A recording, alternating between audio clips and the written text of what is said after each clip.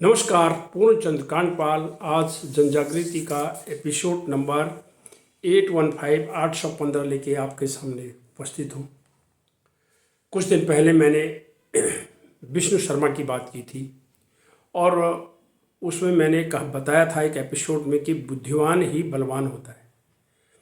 और विष्णु शर्मा कौन है ये भी मैंने बताया था, लेकिन आज मैंने शोध में जब पाया कि ये विष्णु शर्मा हैं जिनको लोग विष्णुगुप्त भी कहते हैं और यही चाणक्य भी हैं। अब विष्णु शर्मा, विष्णुगुप्त और चाणक्य एक ही है, ऐसा मैंने एक जगह पर पाया।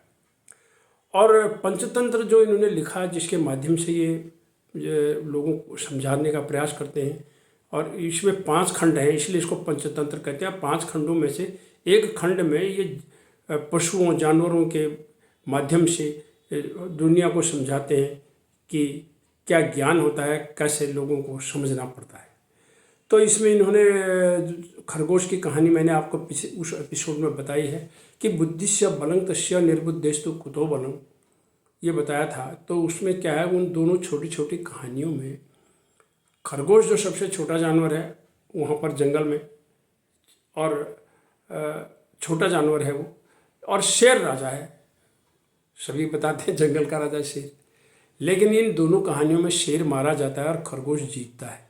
और खरगोश बड़ी चतुराई से, माध्यम क्या है कि विष्णुगुप्त जी ने यानी पंचतंत्र में इस कहानी के माध्यम से समाज में चेतना जगाने का प्रयास किया है कि बुद्धि से काम लीजिएगा और बल से काम लीजिएगा।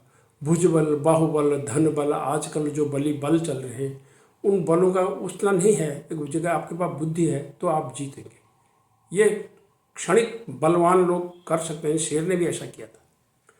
तो ये तो हो गई पंचतंत्र की कहानी।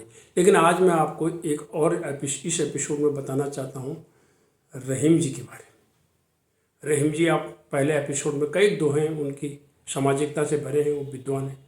तो रहीम जी के बारे में इतना ही कहा जा सकता है कि वो एक कवि थे, विद्वान, प्रशासक, सेनापति, बहुभाषाविद, नवरत्न, खाना। तो रहीम जी कहते हैं, आज के दोहे में मैं आपको बताना चाहता हूँ, क्या कहते हैं कि अचानक किसी को कोई बड़ा ओहदा मिल जाए तो वह इतराना शुरू कर देता है। बस यही है ज्ञान निचोड़। अचानक किसी का प्रमोशन हो जाए और तो वो इतराना शुरू हो जाता है, और वही इतराने में ही फिर वो एक दिन उसका बेड़ा गर्क होता है, वो गड्ढे में गिरता है। इसके लिए दोहे का समर्थन क्या किया उन्होंने, तो कहते हैं रहीम जी, जो रहीम ओछो बड़े तो अति ही इतराए। जो रहीम ओछो बड़े तो अति ही इतराए। और अगली लाइन है जो इसकी समझने वाली, कि क्या है कि प्यादे से फर्जी भयो टेढ़ो टेढ़ो जाए। ये प्यादा फर्जी क्या है, आइए इसको हम समझते हैं शतरंज में। शतरंज को चतुरंग का खेल भी कहा जाता है। ये 7वीं शताब्दी में इसकी उत्पत्ति भी भारत में हुई थी, मैंने अध्ययन में पाया। और इसमें 16 गोटियां होती हैं एक खिलाड़ी के पास। एक राजा, एक रानी, एक हाथी, एक ऊंट और एक घोड़ा, और 8 सिपाही।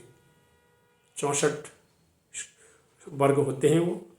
और ये खेल मैं तो इसको नहीं जानता, लेकिन मुझे इसका अध्ययन इसलिए करना पड़ा कि प्यादे से फर्जी, यानी प्यादा जब वो फर्जी बनता है तो वो फिर अब टेढ़ो यानी उसको ये अनुमति मिल जाती है कि तो इधर को चल सकता है या उधर को चल सकता है। तो वो प्यादा जो सिपाही है उससे वो आगे उसका प्रमोशन हो जाता है। इस दोहे के माध्यम से रहीम जी ने ये कहा है, हमारे समाज में यदि किसी व्यक्ति को, छोटे व्यक्ति को, प्यादे को उतना ज्ञान भी नहीं है, लेकिन यदि उसको प्रमोशन मिल जाता है, उसका ओहदा बढ़ा दिया जाता है, तो वो इतराना शुरू कर देता है, यानी उसकी नज़र फिर ज़मीन में नहीं रहती। ऐसा इतराने का अर्थ भी यही हुआ कि काफ़ी उछलना कूदना, बहुत ही खुश। ये नहीं समझना कि यार मेरा प्रमोशन हुआ है तो मुझे अब इस पद के लायक अपने में गुण उत्पन्न करने हैं, ऐसी सात्विकता उत्पन्न करनी है कि प्रमोशन हो गया तो बड़े साहब कहेंगे उसको। वो इधर भी प्यादे से जैसे फर्जी और टेढ़ो जा रहा, उसको ये अनुमति मिल गई ना, इधर को भी चल सकता है उधर को भी चल सकता है, जो शतरंज के नियम हैं। तो इसमें सिर्फ इतना ही है।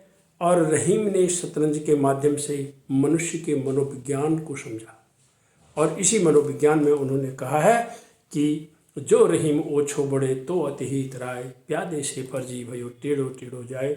जीवन में यदि हम थोड़ा सा, हमें प्रमोशन, थोड़ा तरक्की, थोड़ा हमारा ओहदा बढ़ता है, हमें संभल के चलना चाहिए, टेढ़ो टेढ़ो नहीं जाना चाहिए, और अधिक इतराना भी नहीं चाहिए, अधिक उछलना भी नहीं चाहिए। यही सात्विकता है, यही मनुष्यता है। धन्यवाद, नमस्कार।